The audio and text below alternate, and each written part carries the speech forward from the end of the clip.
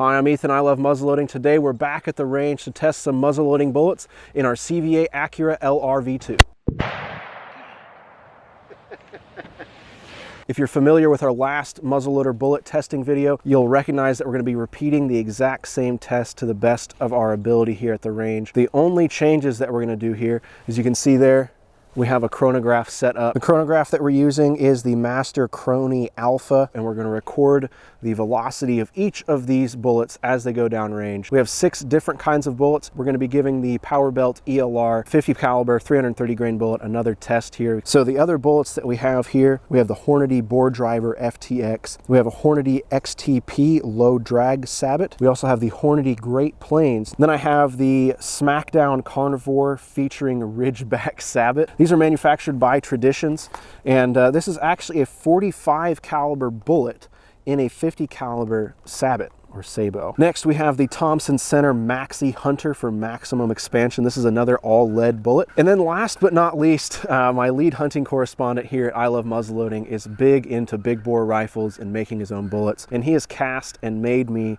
some specialty 50 caliber paper patched bullets sized to the bore of this Accura for us to try out. You can see it there. This is a 500 grain bullet, so massive compared to the other bullets that we are testing here today. And it has its roots really in kind of the historic Buffalo long range black powder rifles. I've sighted these in. One heck of a bullet, and I'm excited to see what it does here on these milk jugs. Full disclosure, muzzleloaders.com sent me some of the bullets that we're testing here in this video today. There's no compensation for the video or anything like that. This is an unbiased test, and the sending in of bullets isn't going to influence the test at all. But I would like to thank muzzleloaders.com for helping me get a hold of some bullets that I've had a hard time finding in my area. With all of these bullets, I need to mention that we are using the same powder charge. We're going to be using 80 grains of Blackhorn 209 measured by weight. We're not measuring by volume here. The maximum recommended charge for Blackhorn 209 in this muzzleloader is 84 grains by weight. That's it. We're going to jump in, start loading up our first shot, and I think we're going to try the Hornady Bore Driver FTX here first. Very tight in this Accura. Wow.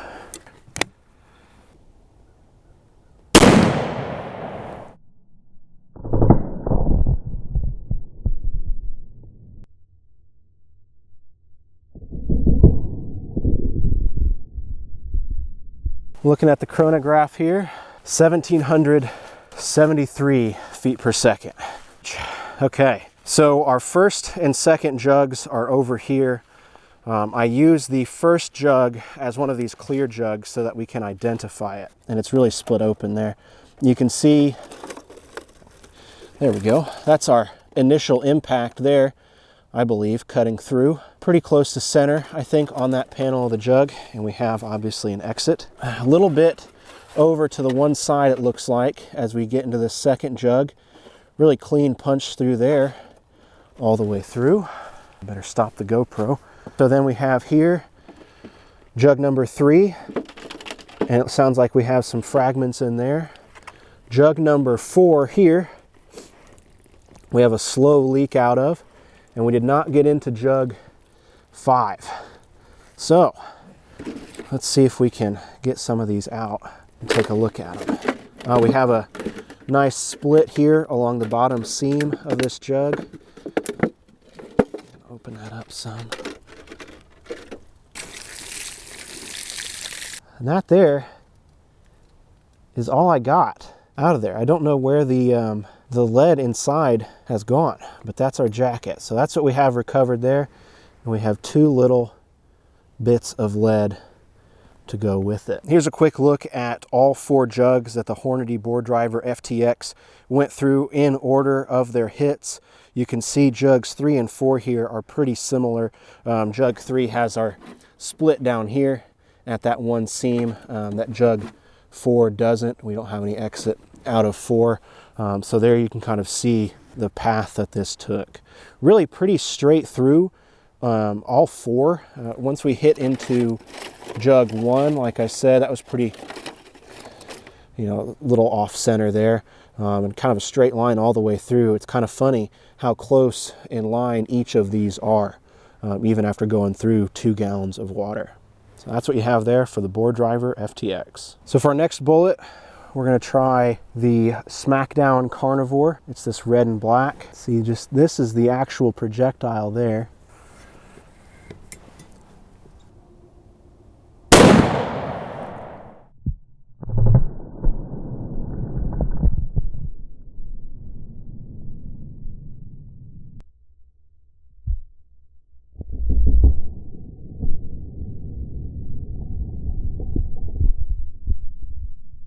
Recording a 1938 on our chronograph with that shot. Here we are. I'm gonna stop the GoPro. So again, we used our clear jug as the first jug, and we can see it's all the way over here. Really split in half from where we were. So there's number one. Here's the second half of number one. Really opened up. And then we have, I suspect this to be number two here. Again, back and to the right. That's where that guy was. And then we have jug three here. Make sure we don't have any, we have a little bit of a jacket there. So jug three, we have a clean pass through and a bit of a burst there in the jug. And it looks like we came into jug four here and did not penetrate jug four. Wow, that ballistic tip is still in there. That's kind of weird. I've not seen one do that yet. But boy, it just flattened right out. And you can see that base there. Before I moved these, I wanted to make a note here for you guys there at home. We have where the bullet, this Traditions Smackdown, stopped, and we have a little bit of a dent that lines right up with that. You kind of see that there positionally. You know, I'm not going to count that as a hit, but we do have that divot there. We'll have to move that jug back so that doesn't affect our experiment. Here's the Traditions Carnivore Smackdown or Smackdown Carnivore aftermath. We have, again, 4 jugs out of this bullet. The first 2 really split open nicely, and 3 and 4 just kind of slowly broken down as the bullet passed through. Next up, we're going to try our Thompson Center Maxi Hunter. This is a 275 grain bullet, all lead here. We have 2 grease grooves there filled with our our bore butter. We have a flat base. I want to note that on this bullet, and again, just a small divot at the front end.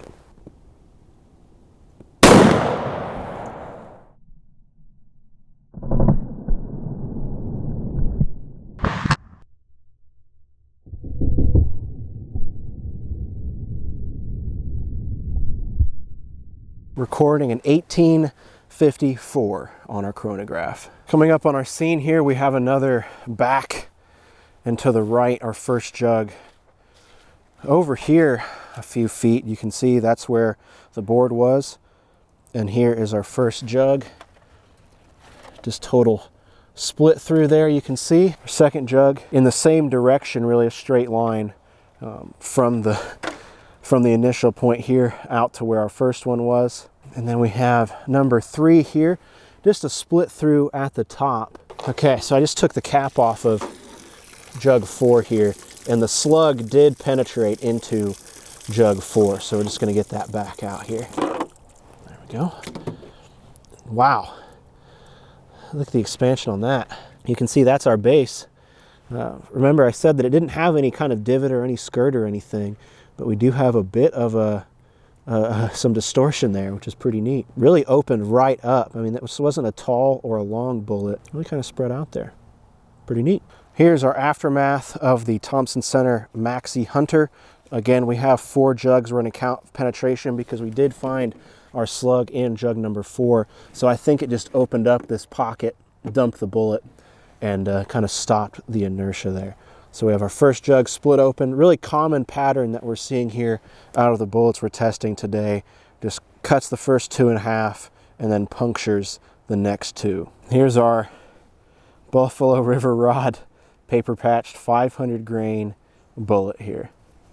Like I said, we have a little bit of a divot there on the bottom. We have that paper patching folded around there, stuck to the bullet. We're going to load this just like every other bullet we've loaded. Simply press it with a little knock.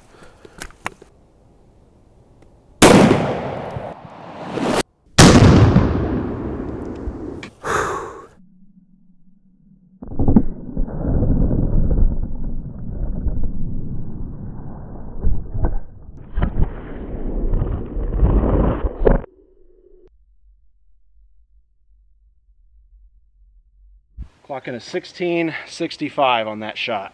We took out quite a few jugs. So this one here, over to the left, I had marked, it looks like it hit our GoPro setup here as our first jug, and it split really in half. So one half went over here and the other half traveled all the way over here. You can see where I'm standing is where the plate piece was. That's where it came from, with some shrapnel in between. Toss that there. Another jug here we split, and another jug here that we split. So far no fragments or anything. This jug here just totally cut right open, it looks like. So that gives us 4. We have 5 here, which is normal. This is kind of what I'm expecting, because we had that in our last test there. We had 5 penetrated. Here's number 6, 7 into 8. Here's number 9. It looks like we tried to exit 9 and maybe did right there. I don't know. It looks like we have a chunk in there. Okay. It's so cold this morning. It's about like it's about 15 degrees, I think. So there you can see that's our 500 grain paper patched bullet there. Went through 9 jugs. Broke the seal on the 9th, but didn't have enough to go into number 10. You can see that deformation of the nose there.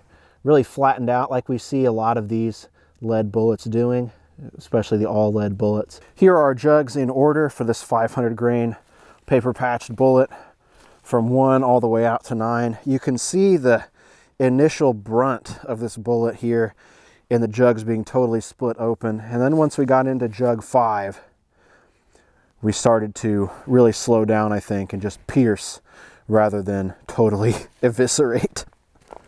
Back at the loading bench now, we're trying our Hornady Great Plains all lead conical with kind of our almost like Crisco like lube here.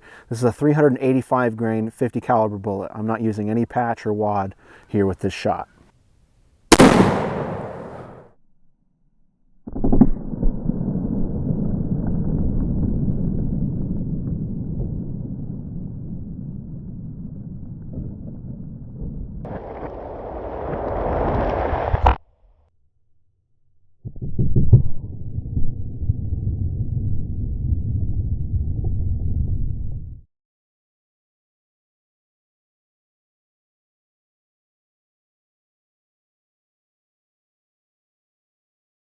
Walking up here, I noticed, looking up from the scope, that we had our first jug, it looks like, fly all the way over here behind our GoPro.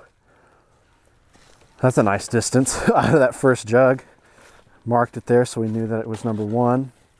Right off the bat, I can see here a little bit of lead fragment there. It looks like our number 2 jug took a similar trip all the way over here. You can see it just punched right through. You can see, look, there is our entry point, and our exit point has really started to rotate. You can see there, and dropped quite a bit. Not sure if that's the water or if there's enough force here, but that's not the case. Here's jug number 3, and I'm not seeing much of a bullet left anywhere here. That looks like it's a chunk. We hit 3 jugs, really bounced this 4th jug here forward off the rest of the pile. Is this a piece of lead here? Yes, it is. Let's look around here a little bit more. I looked around for a few minutes here, and this is all the lead fragments that I could find that I believe to be from that Hornady Great Plains. I've kind of cleaned up the area in between and checked for other lead fragments to make sure that we're not cross-contaminating. But these are the largest pieces I can find out of that Hornady Great Plains. With as much force as hit those first 2 jugs and as far as they flew, I kind of expected to find a better mushroom out of that bullet. Here you can see the 3 jugs that we've shot with this bullet. You know, the first one, just like every other bullet we've tested here, really just totally busted open. And the next 2, not as flayed open, I would say, more so just split. But that is the result we have from that Hornady Great Plains 50 caliber 385 grain bullet. Next up, we're shooting our Hornady STP. This is a 240 grain bullet. You can see here, like some of the other bullets that we've been testing, this is a 2-part bullet. We have this kind of copper jacketed actual bullet here, and then we have our green sabot or sabot that kind of surrounds it like our traditional patch. Really hard bullet for this barrel, I'm telling you.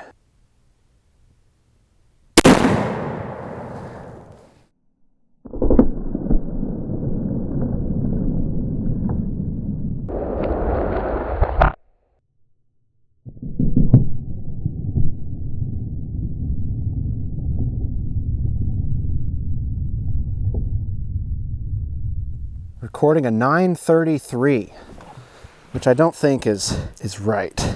Coming up onto the carnage here, it looks like we have our first jug again, kind of back here and to the right. Really split open right through the center, it looks like. And our third one here, it looks like things start to change for us. We start shifting over to the side of that jug. There's nothing in that one. And the last one that we have here on the board, we have another pass through right through this corner, but I don't think we have any bullet in there. So with the Hornady XTP, I didn't like that we didn't recover anything.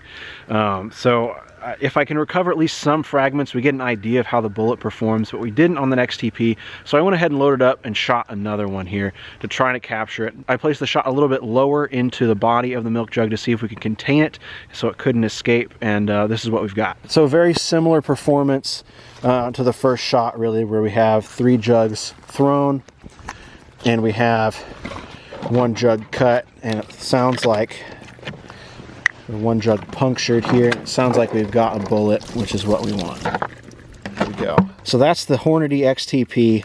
We were able to capture one. That copper jacket, it looks like, just folds right up, really back onto itself, and exposes the lead core that it has. So good. I'm glad we were able to see what that one does and how it performs like that. On the top here we have the second Hornady XTP shot with the better shot placement than the first shot here on the bottom. We have similar jug distortion all the way through, but I think this is a wake-up call for me and maybe, you know, a practical application for you in regards to shot placement on these bullets. We have a full jug more of penetration with the better shot placement into the center of the jug, and we can see it. I mean, there's half of our shot on the first jug right in the center of that body. Same into our second, into our third, and into our fourth, where we finally were able to capture it. It looks like we went down, you know, maybe 1 or 2 bullet widths there, but when you compare that to a high left shot like this one on these jugs and where we eventually lost the bullet, that makes a big difference. Last but not least, we're giving our second shot to the Powerbelt ELR 50 caliber. This is our 330 grain bullet. Definitely a little easier to load compared to some of the other bullets that we've been testing. A lot smoother going down.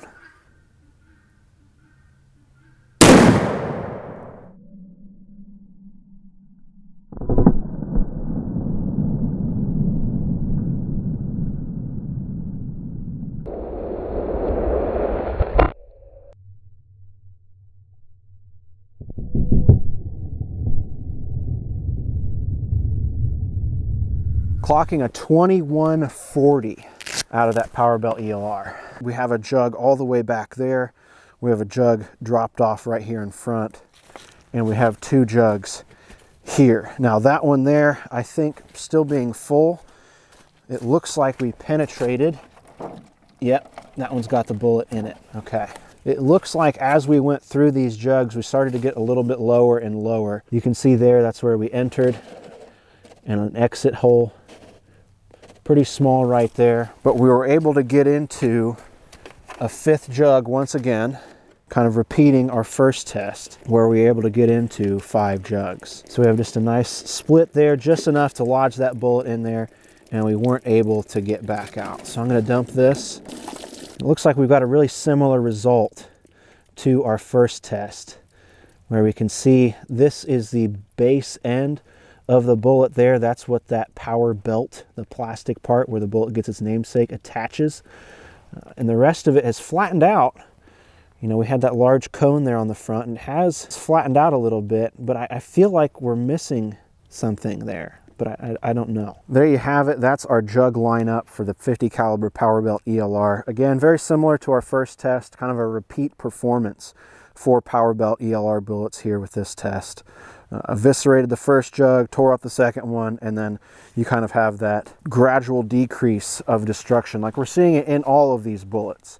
You know, I don't care how big or how heavy your bullet is, you're going to impact the first few jugs, and that's going to start to diminish. Once again, I'm not partial to any of these bullets here.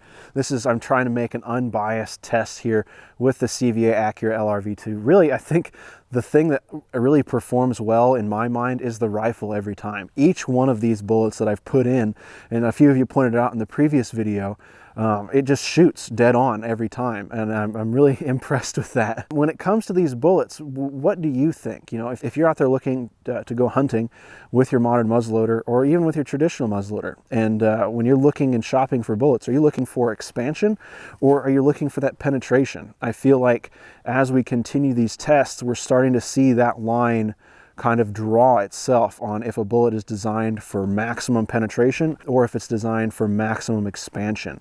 And I don't know if there's a reason behind that. Are you looking for a bullet that has expansion or has that deep penetration into these milk jugs, and, you know, if you're out there hunting in practical application, deep into the chest cavity? I don't know.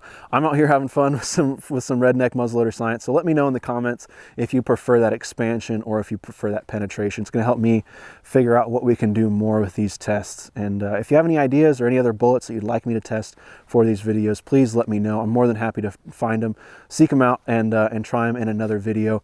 As always, if there's something in the video that you think I can do better or a little bit differently, or if there's something that you do differently for your muzzleloader to get some different performance out of it, please let me know. I'd like to hear about it, and I like that the comments section is becoming a place where people can talk about muzzleloaders and learn from other muzzleloading enthusiasts here. If you're looking for some more concrete notes from this test, check out the blog post. There'll be the first link in the description. We'll have a write-up of all the data that we were able to collect for this test, so you can review it on your own. Check it out, see what you think. I'm Ethan, I love muzzleloading. Thank you so much for watching. We'll catch you next time.